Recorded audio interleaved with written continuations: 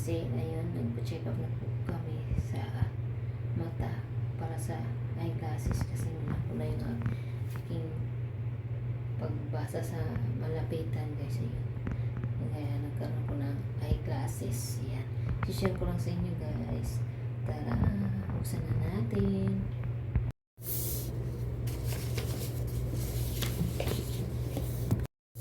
So, ito yun siya guys. Kasi no, Merkulis ay nagpa-check up na kami. Kasama ko sa doktor kasi pag basa ako ng malapitan guys, hindi ko na makita yung maliliit na letters. Kaya sabi ko sa amo namin 1,000 lang isisend sa Pinas at magtitira ng 500 para magpa-check up kami sa mata. Kasama ko rin kasi malabo rin yung sa malayuan niya na paningin. Sa akin naman malapit, kaya ayun, nagpa-check up kami, dinala kami doon sa pa-check upan sa mata. Tapos nagpasukat ng salamin. Tsaka ito na rin guys yung salamin.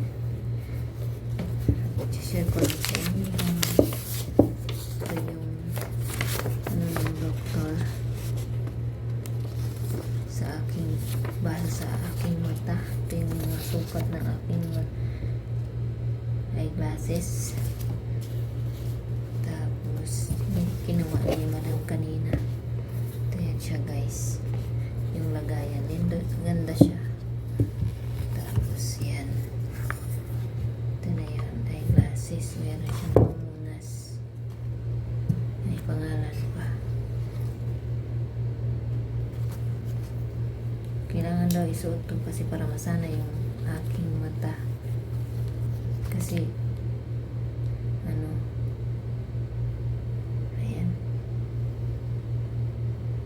ayan guys, pag bago ka pala magsalamin para kang nahihilo na ewan, parang nagganon-ganon yung paningin mo pag bago ka pala magsuot. Na first time ko kasi ito guys magsalamin. Ayan, ito yung napili kong kulay, yung pinapili kami doon sa paggawa ng eyeglass guys. Ayan, ito yung napili kong kulay. Ang ko dark blue yata to, tapos merong design dito. Ayan. So, ito lang guys. Ayan yung paggawa ng salamin. Ito yung lagayan. Just yan. Hindi ko alam kung bagay ba sa akin tong kulay na aking salamin, bagay ba sa aking mukha, pero bahala na, basta at least nasolve na yung problema ko na yung makabasa na ako ng malapitan. Ayun guys, yun lang guys, share ko lang sa inyo. Thank you for watching. See you in my next video guys. Thank you for watching, and thank you din sa walang sawang suporta nyo sa akin. Mega love shout out everyone. Have a good day and keep safe everyone. Ayan. Bye bye. See you in my next video.